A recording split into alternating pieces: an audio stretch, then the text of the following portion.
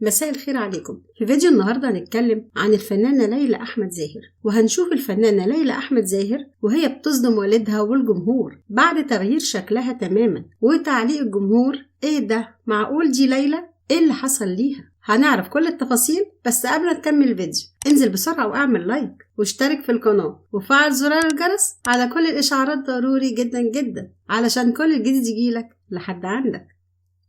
اتفاجئ الجمهور بشكل الفنانة الشابة ليلى أحمد زاهر بعد ما قامت بمشاركة جمهورها بصور جديدة ليها في أحدث ظهور ليها، وزعم البعض إن هي خضعت لعملية تجميل. وظهرت الفنانة ليلى بلوك جديد وبلون شعر مختلف غير ملامحها كتير، حتى إن بعض الجمهور عجز إن هو يتعرف عليها. وجه تعليق الجمهور معقول دي ليلى؟ إيه اللي حصل ليها؟ وتعليق تاني قال ده شكلها اتغير خالص، يا ترى في ايه؟ وبتستعد الفنانة الشابة ليلى أحمد زاهر في طرح أولى أغنياتها خلال أيام قليلة من دلوقتي، في أولى تجاربها الغنائية بشكل رسمي. وبتتعاون ليلى في أغنيتها الجديدة مع الملحن إسلام زكي، واللي أكد سعادته بالتعاون ده بعد نجاح تجربتها الأولى في إحدى مسرحيات موسم الرياض. فيديو النهاردة خلص. لو عجبك الفيديو اعمل لايك واشترك في القناة لو أول مرة بتشوفني علشان يوصلك كل جديد على قناة الموسوعة الفنية.